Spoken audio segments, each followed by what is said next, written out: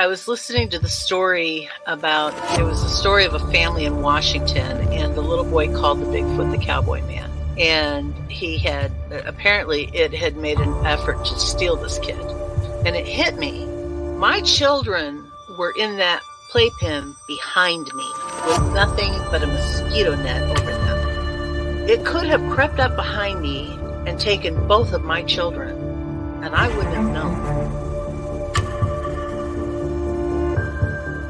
Father just got like a Mustang or something from Wyoming, okay? He had it out in the corral because he couldn't put it in the barn in the stalls with the other horses. It would kick and made all the other horses nervous. Had a Seminole Indian working the horse trying to break it every day. So they had it out in the corral. This skunk ape snuck up behind this horse and grabbed it on its hind quarters. This particular horse kicks out, jumps over the corral, runs into the pasture, to get away. At this point, the rancher's out there just blasted away with the dirty. Skunk ape runs into the swamp. I went up there one day after that, or 2 days after that. I went up there and sat in the silence up there, and I'm telling you, man, it was free. It was crazy.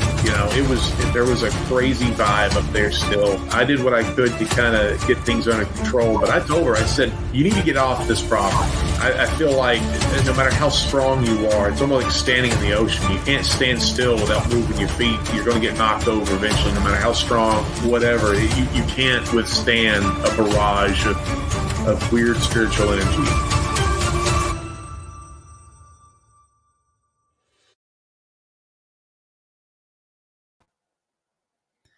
Hey, what's up, everybody? Wayne here. Welcome back to Paranormal Odyssey. Got another short one I want to bring you guys today.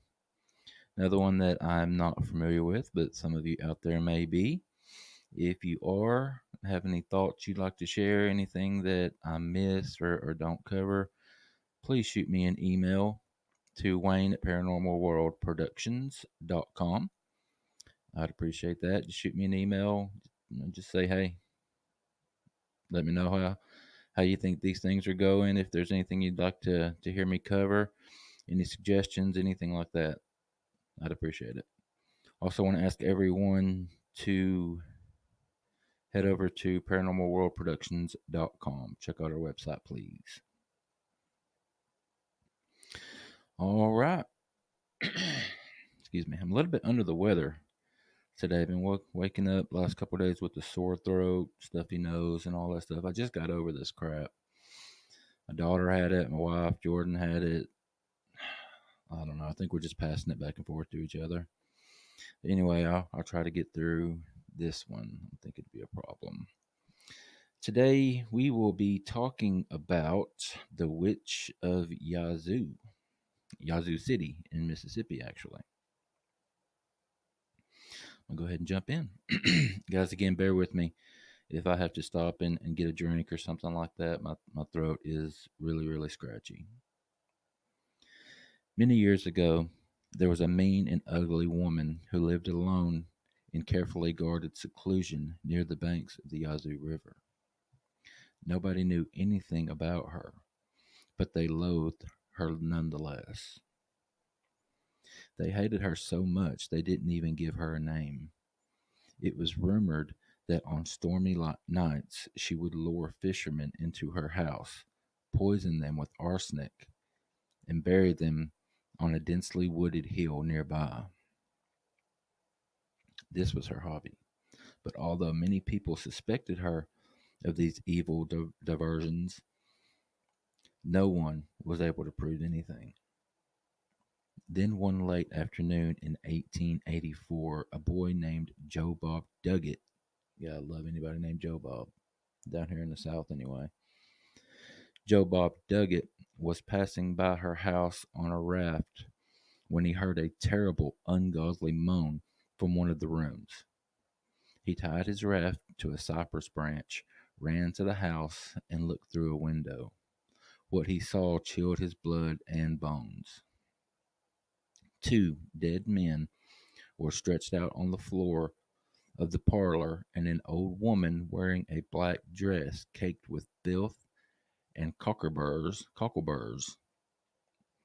had had turned her face up to the ceiling and was singing some dreadful incantations, waving her arms in demented circles all the while. Joe Bob Duggett raced to his raft, floated into town, and told the sheriff and his men what he had seen. They got a horse and buggy and sped to the old woman's house.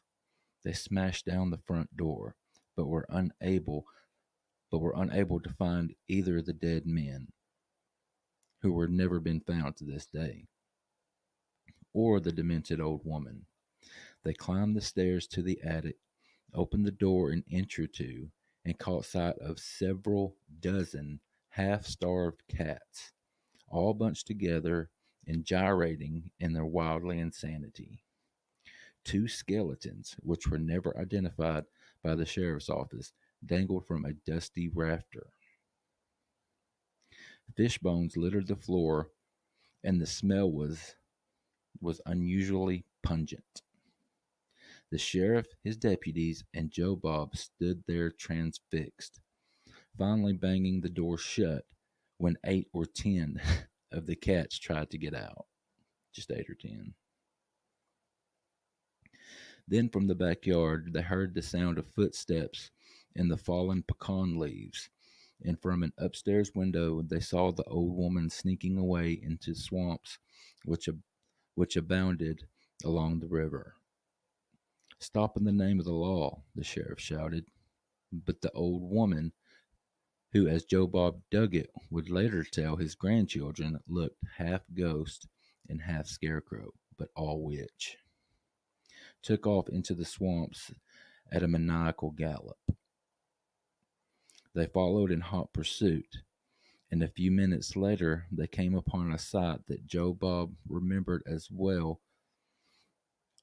so well he would describe it again for the 1000th time on his deathbed in the King's Daughter Hospital in 1942. The old woman had been trapped in a patch of quicksand, and they caught up with her just seconds before her ghastly, pockmarked head was about to go under. But she had time to shout these words at her pursuers: "I shall return. Everybody always hated me here. Well, Lord, I wonder why. I will break out of my grave and burn down the whole town on the morning of May 25th, 1904. Then, as Joe Bob also described it later, with a gurgle, and the wretched woman sank from sight, getting her just desserts.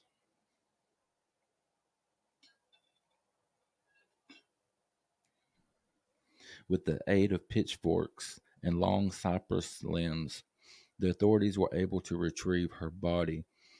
The next day, in the wind and rain sweeping down from the hills, they buried her in the center of town cemetery in a cluster of trees and bushes, and around her grave they put the heaviest chain they could find, some 30 strong and solid links. If she can break through that and burn down Yazoo, the sheriff said, more in fun than seriously, she deserves to burn it down. The years went by. The long Mississippi seasons came and went, and the town forgot the old woman. On the morning of May 25th, 1904, some 20 years later, Miss Pauline Wise was planning her wedding. As she entered her parlor to show her visitors some gifts, she discovered a small blaze. Suddenly, a strong wind, unusual for that time of year, spread the fire to adjoining house. From Main Street, the fire spread to all intersecting streets and soon reached the residential section. The roar of the ever-increasing flames, the confusion of terrorized thousands, and horse shouts of the firefighters, and the sound of crashing walls made a scene of awesome horror that remained a fixed picture in the memory of eyewitnesses as long as their lives lasted. Many fine homes were destroyed, and every bank every physician's, lawyer's, and dentist office, every hotel, boarding house, every meat market and bakery, the newspaper and printing office, every church, club room, and lodge room, every telephone, telegraph, and express office, the depot, the post office, every furniture store, every hardware store, all but one livery livery stable, all but one drugstore, every barber shop, every tailor shop, every undertaking establishment, and in fact, nearly every business necessity. A lot of businesses in a small town.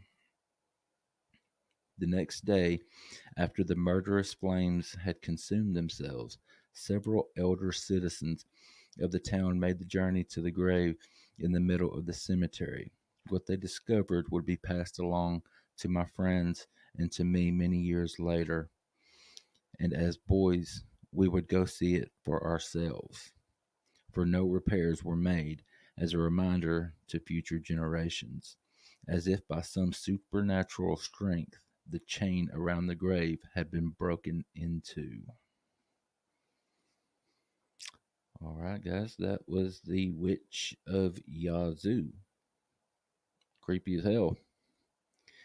Just wonder if there's any truth to any of that. There's a couple of pictures of the tombstone there in Yazoo. I will include some of those in the social media.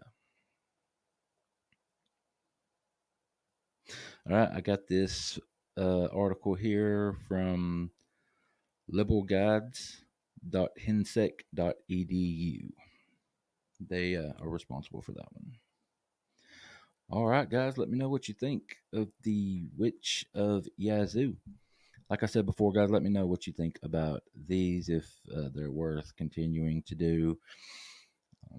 I think the more people will see them, the more the views will go up and everything. Yeah, they're fun little things that I'd like to do to draw some more traffic to the YouTube channel. Guys, I want to ask everyone that is following this channel to head over to Brian's, the Sasquatch Odyssey YouTube channel. If you don't already follow him, give him a follow. He's right there at the 1,000 mark, and he just needs a few more of you guys to put him over the top there, and that's a milestone that everyone in YouTube that they can remember when they hit their first 1,000. So let's help Brian get there. I would appreciate that. All right, guys, I want to remind everybody about Paranormal Odyssey. Can be found twice weekly. Just released an episode a couple of days ago. They're released every Wednesday and every Sunday. Paranormal Odyssey Live can be found every Friday night, Friday evening, 7:30 p.m. Eastern, right here where you're at right now. Got a show scheduled tonight. I will probably schedule this one to go on a little bit before that one, so get a little double dose of Paranormal Odyssey tonight. All right, guys, hope everyone is doing well out there. No one is too sick. Everyone is feeling okay, and hope everyone will be good to yourselves, be good to each other.